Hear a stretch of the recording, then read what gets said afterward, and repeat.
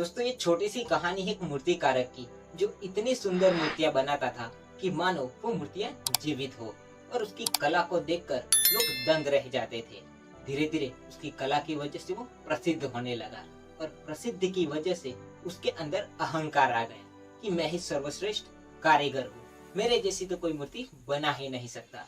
अब धीरे धीरे समय बीतता है। अब उसे लगने लगा था कि मैं अब मरने वाला हूँ। उसकी वजह से वो परेशान रहने लगा। लेकिन उसने एक ख्याल आया।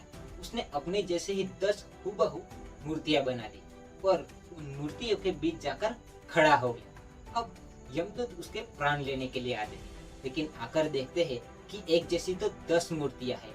अब उनमें से असली मूर्तिकारक कौन है वो पहचान पाना बहुत मुश्किल था। तब वो परेशान हो जाते हैं और कहते हैं कि आज मैंने ये मूर्तिकारक के प्राण नहीं लिए तो सृष्टि के नियम में दिक्कत हो जाएगी, और मैंने अगर ये मूर्तियां तोड़ दी तो मूर्तिकारक की कला का अपमान होगा। वो परेशान हो जाते हैं। लेकिन तभी उनके दिमाग में मनुष्य की सबसे बड़ी कमजोरी यानी कि अहंकार के ज्ञान होता है।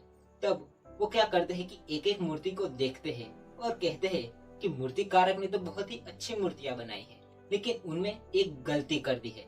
अगर मूर्तिकारक मेरे पास होता तो मैं उसे बता देता कि क्या गलती है। अब वो मूर्तिकारक अहंकार में आ जाता है और खुद ही बोल पड़ता है कि मैं कभी अपनी मूर्ति बनाने में गलती नहीं करता हूँ। तो उसे कहते हैं कि तुमने यही तो गलती कर दी कि अपने अहंकार में आकर खुद ही बाहर आ गए।